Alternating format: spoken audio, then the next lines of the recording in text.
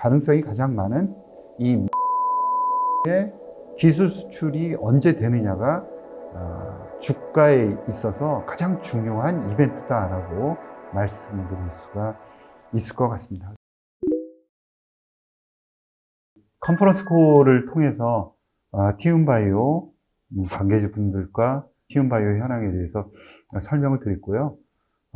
그런 내용을 다 포함해서 여러분들께 티움바이오에 대해서 상세하게 설명을 드릴까 합니다.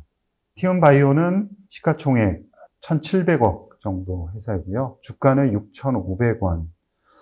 주가가 2021년 이래 지속해서 하락을 하는 그런 모습을 보였습니다. 최근에는 다시 이제 조금 주가가 상승하는 흐름 초기 단계 모습을 보이고 있어서 여러분들이 현황에 대해서 좀 잘 파악하는 것이 중요하지 않을까라는 생각을 해봅니다. 상장일은 2019년 11월에 상장을 했고요. 주주 구성은 김훈택 등 32.9%를 보유를 하고 있습니다. 대부분의 회사들이 그렇듯이 이제 티움바이오 같은 경우에도 비즈니스 모델을 보면은 초기에 연구개발을 꾸준히 해서 임상 이상 단계까지 연구개발을 진행을 하고 라이센스 아웃을 통해서 수익을 실현하는 그런 비즈니스 모델을 가지고 있습니다.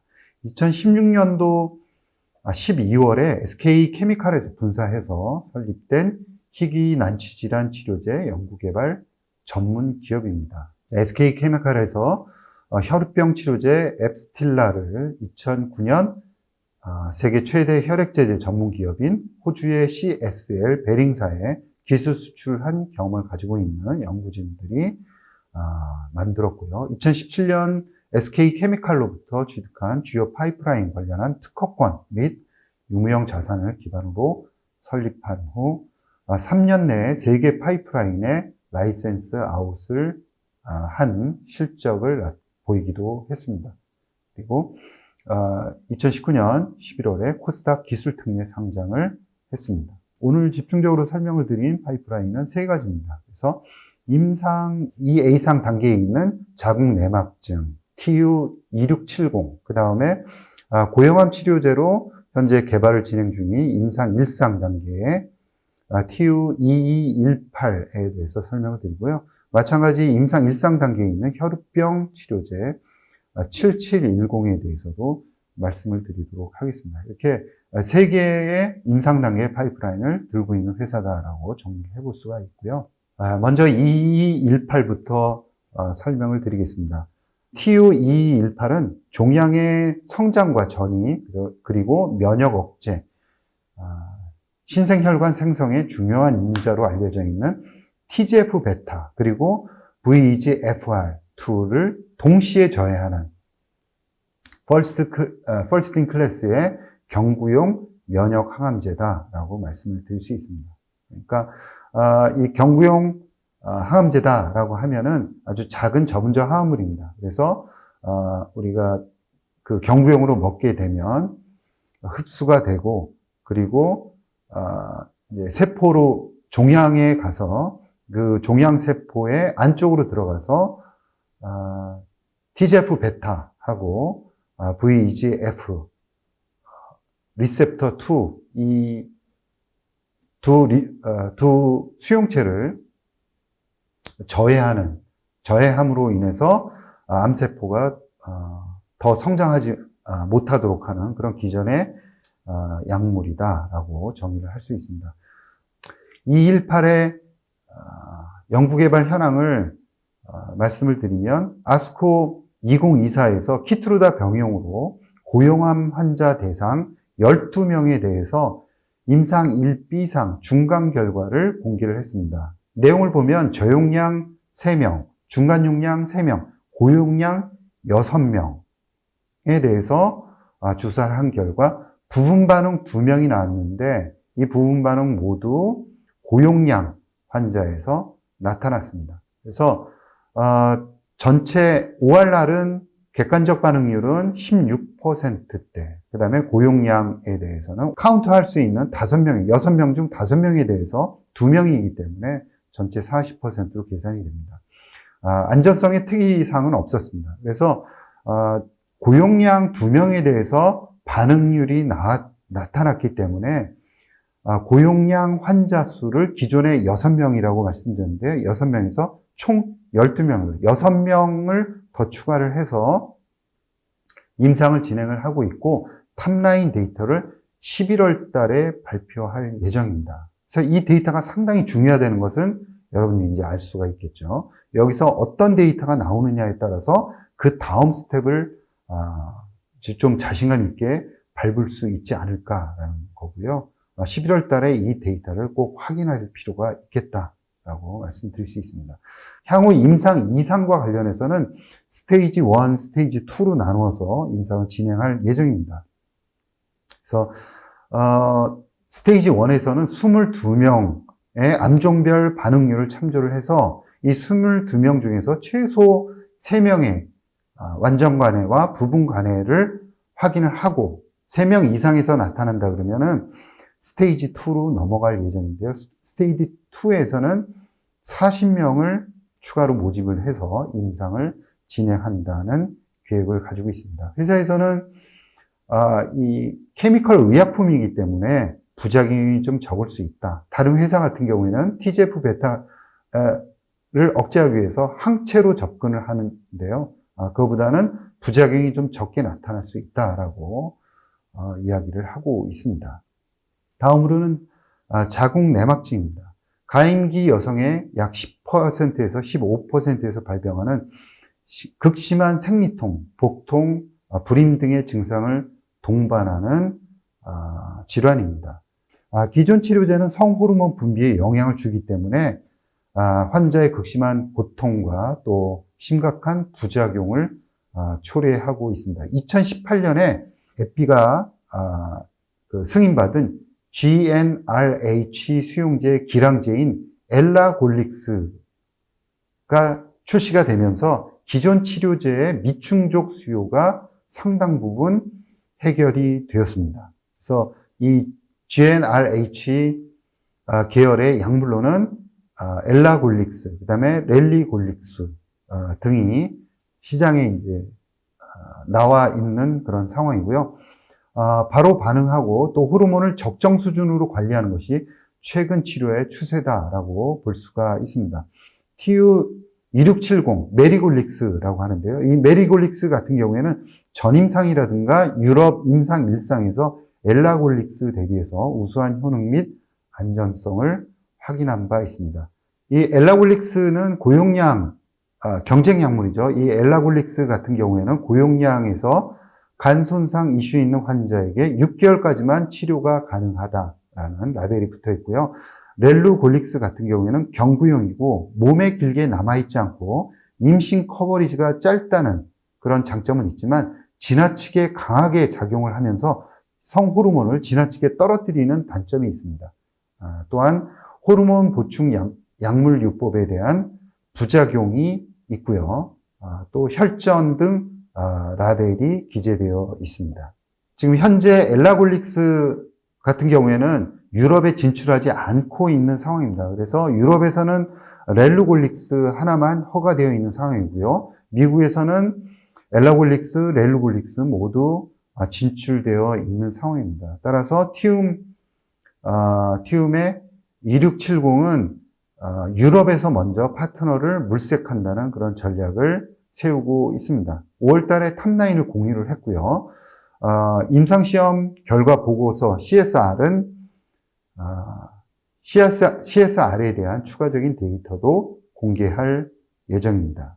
임상 2A상 결과를 한번 살펴보면 1차 유효성 평가 지표는 월경통입니다. 그런데 이 월경통 감소값에서 모든 용량에서 위약 대비 통계적으로 유의한 결과를 달성을 했고요.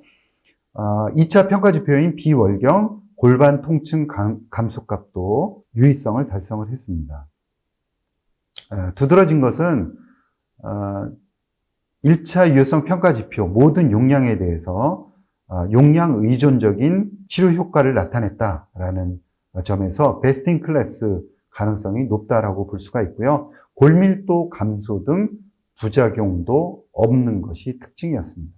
따라서 티움 바이오에서 수출 가능성이 가장 높은 물질로는 이 TU2670을 꼽을 수가 있을 것 같고요. 국내 판권은 대원제약, 그리고 중국 판권은 한소제약에 이미 기술 이전이 되어 있는 상황이고요. 현재 이외에 글로벌 판권에 대해서 기술 수출에 대한 기대감을 가지고 있는 그런 상황입니다. 이 메리골릭스와 또 현재 치료제로 승인받은 엘라골릭스 그리고 렐루골릭스와 비교를 해보면 치료 효과와 관련해서는 메리골릭스가 92%까지 나와 있는 상황이고요. 엘라골릭스 같은 경우에는 82%, 그리고 렐루골릭스 같은 경우에는 75%까지 나와 있는 상황입니다. 그리고 엘라골릭스 같은 경우에는 골밀도 감소에 부작용이 나타나고 있습니다. 이 메리골릭스 개발 관련해서 티움 바이오는 치료 효과가 검증이 되었기 때문에 임상 2B상 없이 임상 3상으로 바로 진입하는 것을 고려를 하고 있다라고 이야기를 하고 있고요. 다음으로는 TU7710 혈우병 치료제와 관련해서 설명을 드리도록 하겠습니다. 이 혈우병이라는 것은 선천적으로 혈액 응고인자가 부족해서 자연적으로 피응고와 지혈이 되지 않는 유전성 희귀질환이다라고 말씀드릴 수 있습니다. 시장 규모는 대단히 큰데요. 혈우병 A와 혈우병 B 둘 다 합쳐서 12조 원가량 되는 대단히 큰 시장 규모를 갖고 있는 치료제입니다. 10,000명당 1명 정도의 희귀질환이고요. 각 해당 인자의 결핍에 따라서 A형, B형으로 구분할 수 있습니다. 피가 굳는 단계는 대단히 복잡합니다. 그래서 여러 단계를 거쳐서 피가 굳게 되는데요. 그 각 단계에서 필요한 인자들이 부족할 때 어떤 인자가 부족하냐에 따라서 8응고 인자가 부족하다 그러면 A형, 그리고 9응고 인자가 부족할 때는 B형으로 구분을 합니다. A형 혈우병이 약 80%를 차지하고 있고요. B형 혈우병이 20%, 그리고 A형, B형 혈우병 환자 중에서 약 20% 혈우병 환자에 대해서는 중화항체가 발생합니다. 그러니까 기존 치료제에 대해서 항체가 생기면서 더 이상 치료제가 듣지 않는 거죠. 이때에는 제7응고인자라는 우회인자를 사용을 하게 됩니다. 그리고 특징적인 것은 혈우병 환자들은 평생 동안 치료를 해야 되죠. 그러다 보니까 방광비를 늘리는 게 더욱더 중요합니다. 그러니까 너무 자주 치료제를 투여하는 것은 환자에게 상당히 불편할 수밖에 없죠. TU7710 이 치료 물질, 임상 1상 단계에 있는 이 물질의 특징은 두 가지로 볼 수 있습니다. 한 가지는 트랜스페닌 융합을 통해서 방광기를 늘렸다는 겁니다. 그래서 평생 동안 치료를 해야 되는 환자들을 위해서는 방광기를 늘리는 게 대단히 중요하다라고 말씀을 드렸는데, 트랜스페린 융합을 통해서 방광기를 늘린 게 한 가지 특징이고요. 두 번째는 그 출혈 지점에서만 링커가 절단되도록 했습니다. 따라서 치료 효과가 대단히 뛰어날 수밖에 없다라는 두 가지 강점을 가지고 있습니다. 현재 혈우병 A 치료제에서는 화이자의 진타솔루퓨즈, 그리고 혈우병 B에서는 화이자의 베네픽스 등이 사용이 되고요. 여기에서 약 20% 환자가 아까 그 항체가 생긴다고 했죠. 중화항체가 생기는데 이 환자들을 위해서는 노보노디스크의 노보7이 사용이 됩니다. 이 노보7이 거의 시장을 장악하고 있는데 이 노보7의 방광기는 2시간입니다. 그러니까 2시간마다 치료제를 투여를 해야 되기 때문에 상당히 불편한데도 불구하고 작년도 2023년도 매출액이 11억 달러를 넘어섰습니다. 그러니까 블록버스터다 이렇게 볼 수가 있고요. 티움바이오의 TU7710 같은 경우에는 좀 전에 말씀드린 대로 혈액 응고인자 7인자의 트랜스페닌이라는 수용체를 당 단백질을 융합을 해서 유전자 제조업을 해서 반감기를 증가시킨 물질이다라고 볼 수가 있고요. 1세대 같은 경우에는 안전성 이슈가 있었고 2세대는 반감기가 짧다라는 특징이 있었는데 이 TU7710은 3세대 물질입니다. 따라서 반감기도 길어진 그런 물질이다라고 정리를 해볼 수 있을 것 같습니다. 임상 1A 이상의 결과가 나왔는데 치료 효과는 노보7하고 상당히 흡사합니다. 그러니까 중화항체가 생긴 환자들에 대해서는 전적으로 노보7을 사용한다고 했는데 이 노보7하고 비슷한 치료 효과를 나타내면서 반감기, 즉 얼마나 오랫동안 약물이 지속되느냐 하는 것을 보면은 6배에서 최장기는 7배까지도 길어집니다. 그러니까 환자의 편리성이 상당히 길어지고 있다라고 볼 수가 있고요. 그야말로 베스트인 약물로 개발될 수 있는 가능성을 보여주고 있습니다. 그래서 정리를 해보면 노보7의 반감기는 2시간이지만 TU7710은 반감기가 6배에서 7배까지 길어졌다는 점을 임상으로 증명을 했다라고 볼 수가 있고요. 환자의 편리성이 그만큼 높아졌다라고 볼 수가 있습니다. 혈전 관련 이상 반응이라든가 심각한 이상 반응, 세 같은 경우가 나타나지 않았다라는 점. 유럽 임상 1B상 시험 계획서가 7월 달에 승인이 되었습니다. 그리고 8월 달에 환자 모집, 그리고 임상 1B상 환자 투약을 할 계획이 있고요. 2025년 12월 달에 TU7710 유럽 임상 1B상을 완료한다는 목표를 가지고 있습니다. 이 혈우병 임상 성공 확률은 보통 신약을 임상 단계에 들어가고 성공할 확률이 암치료제 같은 경우에 7% 남짓밖에는 되지 않는데 이 혈우병 임상 성공 확률은 25%라고 합니다. 그래서 약 3배 이상 성공할 확률이 높다라고 이야기를 하고 있고요. 현재 한두 개 정도의 제품들이 과점을 하고 있기 때문에 만약에 반감기가 높은 그런 치료 물질이 개발이 된다 그러면은 이 시장을 충분히 뚫고 들어갈 수 있다라고 생각할 수 있습니다.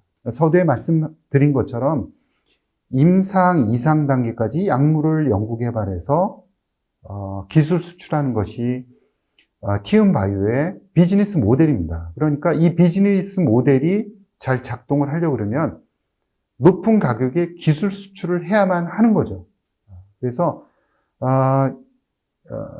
TU2670 가능성이 가장 많은 이 메리골릭스의 기술 수출이 언제 되느냐가 주가에 있어서 가장 중요한 이벤트다라고 말씀드릴 수가 있을 것 같습니다. 그래서 하반기에 이 메리골릭스의 기술 수출이 일어나느냐 여부를 우리가 잘 관찰해야 된다라는 점.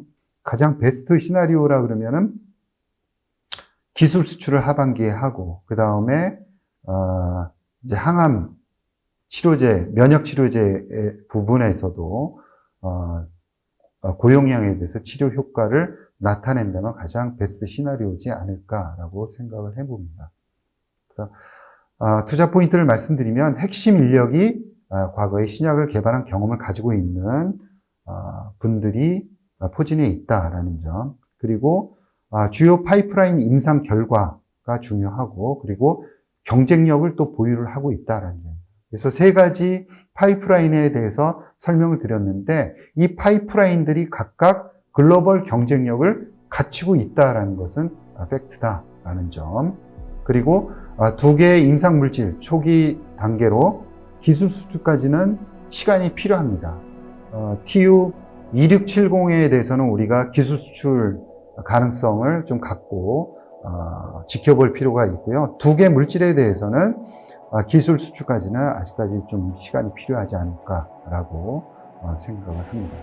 따라서 기술 수출이 하반기에 일어나는 것이 대단히 중요한 이벤트다라고 생각을 하고 있습니다. 그래서 임상 결과에 대해서는 상당히 만족할 만한 그런 글로벌 경쟁력을 보유하고 있다라는 점 우리가 인정을 하면서도 두 개의 물질에 대해서는 임상 초기 단계이고 한 개의 물질에 대해서는 기술 수출 기대감을 가지고 볼 수가 있다라는 이 두 가지 균형감을 가지고 회사를 평가할 필요가 있다라고 생각합니다.